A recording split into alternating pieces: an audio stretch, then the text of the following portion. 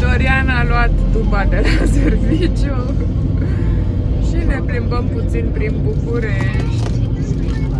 O să mergem până la Dedeman.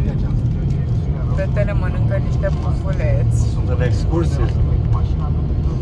Maria și colorează.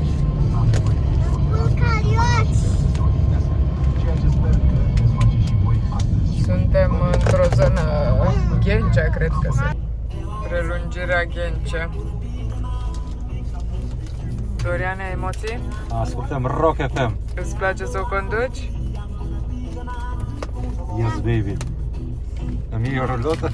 Poți să-mi dai altă mală? E, Maria, tu ce colorezi? O bestie? Vestie. Din ce poveste este? Din ce poveste? Uitați, sunt la ultima pagină. Antoniei îi place Ion Creangă. E scălbos. Cu cine era prieten Ion Creangă? Nu știu. Mia Mihai. Cu Mihai? Cu Mihai Minescu, da. Da, am spus și eu, dar că nu știam cum să zicem. Și i-ai zis Nea Mihai. Da.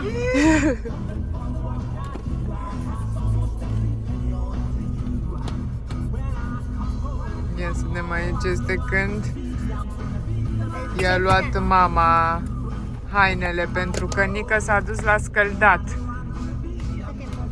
La cireșe, la scântar, mălănița, copii și cucoța din tei. Eu am cu sirenă. Eu nu doresc pe asta. Aia o am eu. O ai, nu-i așa? Doar că ai terminat-o. Atunci mi-o dai mie. Știi că trebuie să și citim din ea. Eu mi-o doresc pe asta cu păsări. Eu mi-o doresc pe asta. Adică nu pe asta cu cuțul. Vei la și Radi? Cam așa arată Bucureștiul pe aici. Haide, ni să umbuș! Uite, Maria, mama. Haide, veni să umbuștăm! Și acum ne întoarcem din Dedeman. Am luat Minus buxea. 700 de lei. Ne-am luat slopitori amândouă.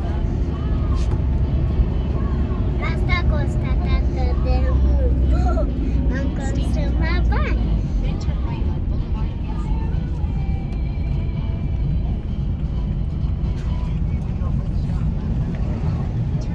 Hai, bebe, Filmează cât am mai cum e geam. șoferul? Mai nu filmează cât am mai geam. Da, avem și niște geamuri foarte mari, dar mașina. Trecem pe lângă stadion.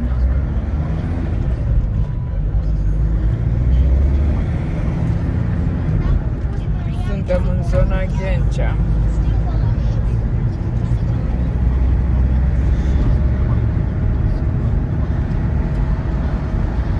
O să vedeți acum stadionul.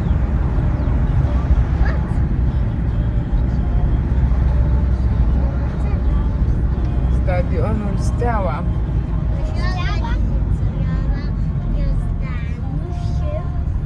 Fără emoții, bebe, când faci descrieri. Păi așa, îți stric vlogul dacă nu-l faci ca lumea. Așa sunt eu, emoția asta e frumoasă. Este, da, fă mai natural. Decât să fiu ca un roboțel fără emoții. Nu, normal. Nu emoție, mai Mi-am degrabă. adus aminte de ceva.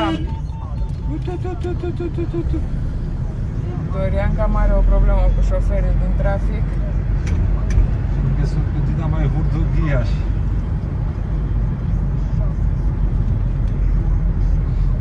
Crezi că aș putea conduce o autocompanie? Ce înseamnă? Uite de alea acolo. Cred că da.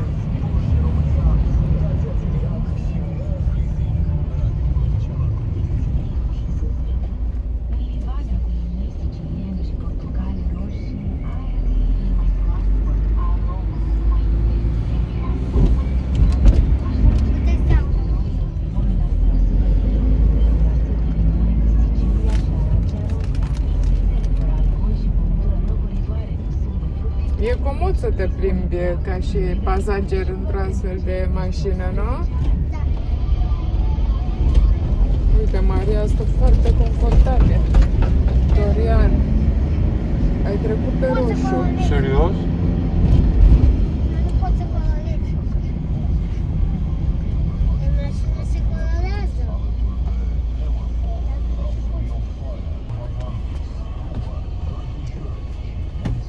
Unde te duci, Maria, la semafor?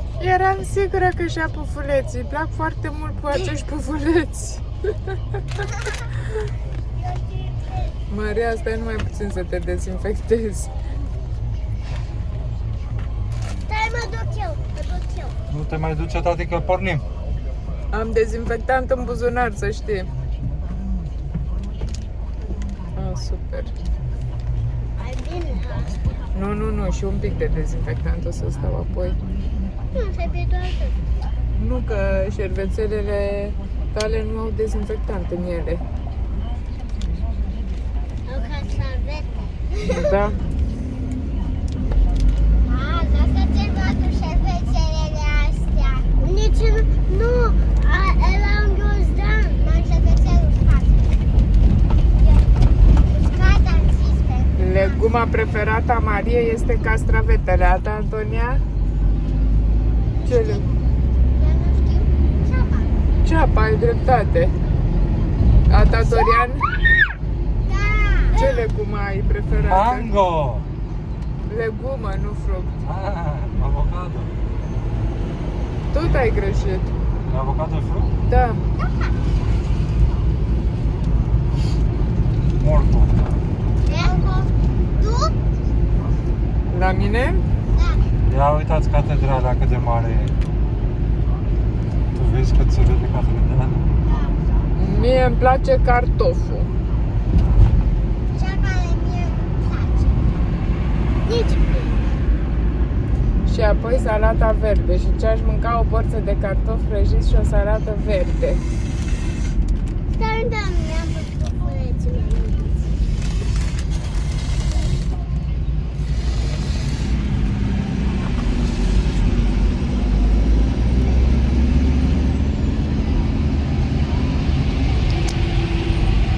Acum e roz gardul ăla? Da, roze. Maria, Face ce tot roz. buțet. E superb. Nu mai vreau pufuleți. Mami. Nu mai vreau. Dăm o bestie. Și acum spune fiecare care este fructul lui preferat. Fructul meu pepene. Pepenele la Maria, roșu. La tine, Antonia? Nu mai gândesc că trebuie să... Zi, Dorian, care e fructul tău Mango. preferat? Îmi place mango. Gutuia. Smochinele. Ia. Gutuia și smochinele. Și mango. Zmeura. Ești sigur? Zmeura. Bine, tati a ales bine smeura și la mine este tot smeura. Da, Și îmi plac și murele. Zmeura, căpșunile și pepenele. Pepenele Și galben sau puțin- roșu? Pepenele roșu și puțin de galben. Și desertul preferat? Desertul meu este kiwi. Bravo, Antonia. Dulcică. Desertul meu preferat este pufuleț de Și la tine, Antonia? Dar nu știi tu? Desertul preferat? Da. În momentul ăsta, Mandina? Prăjitura cu mere. Și la prăjitura și desertul. La mine fructul preferat smeura. Da, la mine Desertul preferat înghețata de pepene galben. prăjitura. Aș putea să mănânc un kilogram. Prăjitura. Al meu știi care e? Cu dura. Care? Morcov. Acum vorbește Prăjitura cu Maria. morcov îmi place. Al tău este de lămâie, înghețata de lămâie. Ghețada de lămâie, dar tort cu ciocolată neagră și bezea. Ia. Bun, nu? Ai mâncat vreodată așa ceva? Eu? Nu știu cum se cheamă. Are o denumire specifică? În loc de blat se bezea.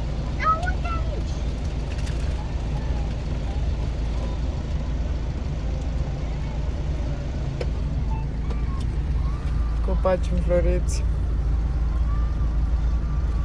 Ce frumos se vede din locul meu, că se vede copacul. Și o să vă arătăm subsolul Casei Poporului. La parcare. La parcare.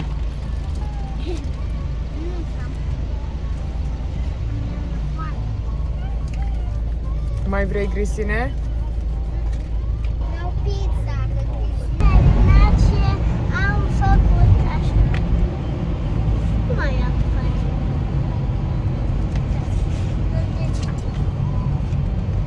Să vedeți cum am făcut. Asta nu.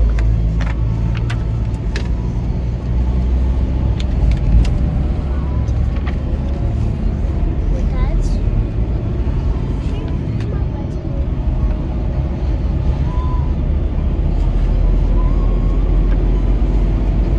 Super.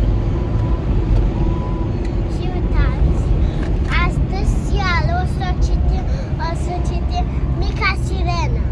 O să întorc puțin camera.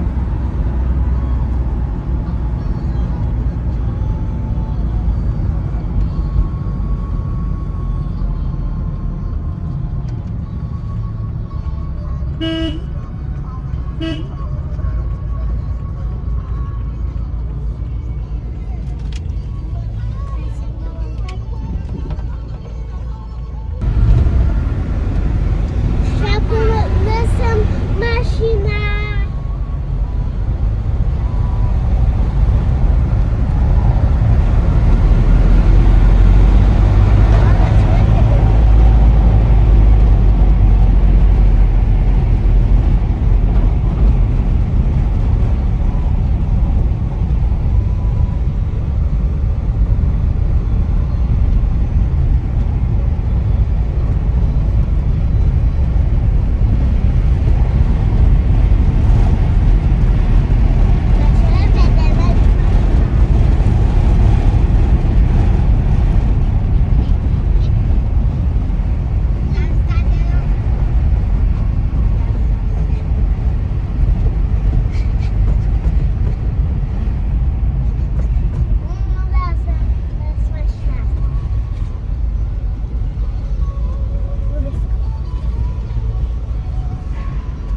Ghiciți unde suntem.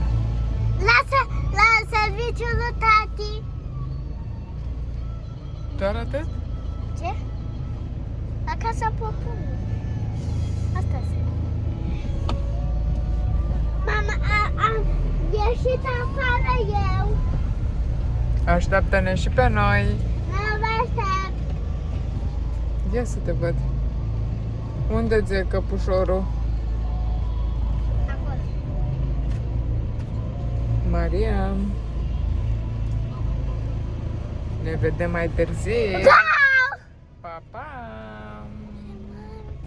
Terminat rochia, costumul lui fata asta și părul.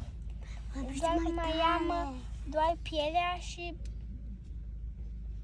bluza asta lui. Cum îl cheamă? Ăla-i chiloți. Cum îl cheamă? Nu știu. Mică. Ăsta are chiloți. Are un fel de prosop acolo. O cârpă gen pusă.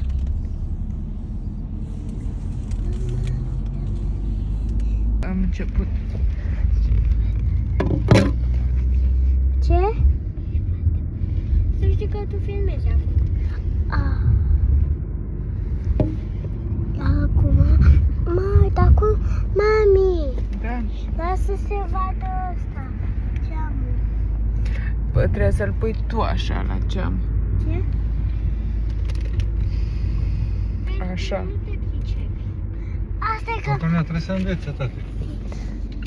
Nu trebuie să învățăm noi?